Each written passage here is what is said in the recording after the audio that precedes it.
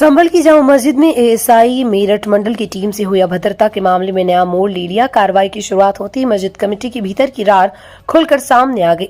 मस्जिद के सदर ने मोहम्मद काशिफ को बाहरी बताते हुए गंभीर आरोप लगाए। वहीं मोहम्मद काशिफ ने खुद को कमेटी का सेक्रेटरी बताते हुए एक पत्र भी सार्वजनिक किया और सदर पर राजनीतिक लाभ लेने जैसे आरोप लगाए हैं।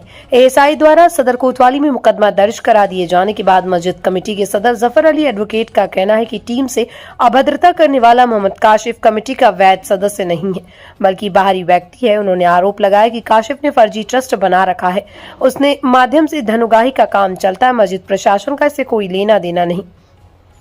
वहीं संभल हिंसा मामले में जेल से जमानत पर रिहा होने के बाद विधानसभा चुनाव लड़ने का ऐलान कर चुके जामा मस्जिद के सदर जफर अली पर मोहम्मद काशिफ ने भी गंभीर आरोप लगाते हुए कहा कि मामले की असलियत अदालत में ही स्पष्ट होगी। मैं कमेटी का सेक्रेटरी हूं, राजनीतिक लाभ के लिए मुझ पर झूठे आरोप लगाए जा रहे हैं। बीते वर्ष जामा मस्जिद सर्वे के बाद हुई हिंसा पर हाईकोर्ट और सुप्रीम कोर्ट में जो याचिका गई थी उसका मुख्य याची मैं ही हूँ। मेरे ट्रस्ट के खाते में एक पैसा नहीं है, पूरा खाता विवरण सार्वजनिक करने को तैयार हूँ।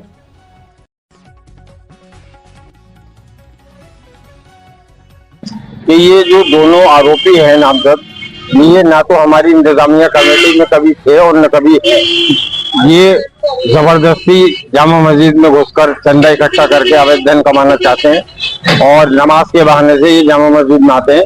इनसे इंतजामिया कमेटी का कहीं न कहीं तक कोई बात का ताल्लुक नहीं है। ये बाहरी व्यक्ति हैं। ये बाहरी व्यक्ति।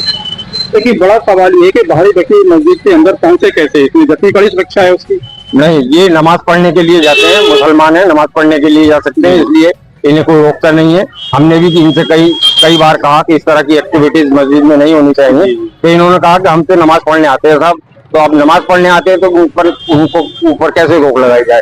लेकिन कुल मिलाकर ये है कि इंतजामिया कमेटी से इनका कोई वास्ता ताल्लुक नहीं है, ना ही ये इंतजामिया कमेटी के मेंबर। ऐसे बाहरी व्यक्ति आगे से मस्जिद कमेटी के अंदर मस्जिद में ना आए, तो इसके लिए इंतजामिया कमेटी या कोई सुरक्षा कदम उठा रही है? कोई इसके लिए हम ये कदम उठाएंगे कि इंतजामिया कमेटी के अलावा अगर कोई आदमी किसी भी व्यक्ति को रोकता है या कोई बात करता है तो उसके लिए हम अपने वहाँ पर इंतजामिया कमेटी के मेंबर्स बिठाएंगे जो अपने वहाँ पर सुरक्षा की दृष्टि से और आने जाने वाले की दृष्टि पर नजर रखें।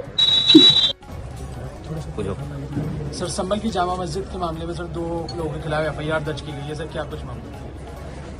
जनपद संभल में 24 नवंबर 2024 को हुई हिंसा के बाद में जो केंद्रीय संरक्षित स्मारक है, जिसको जामा मस्जिद के नाम से जाना जाता है, उसके सुपरिटेंडेंट है, जिसको देखरेख करने का कार्य है वो मेरठ मंडल से किया जाता है एएसआई के।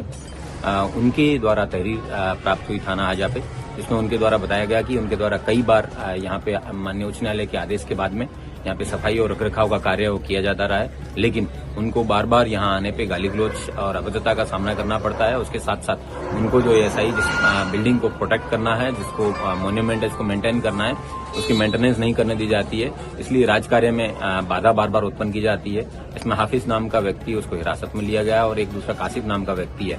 इन लोगों के द्वारा बार बार इनके साथ अभद्रता की जाती है, इसलिए इसमें अभियोग पंजीकृत किया गया है और अभियोग पंजीकृत कर विधिक कार्रवाई को सुनिश्चित किया है।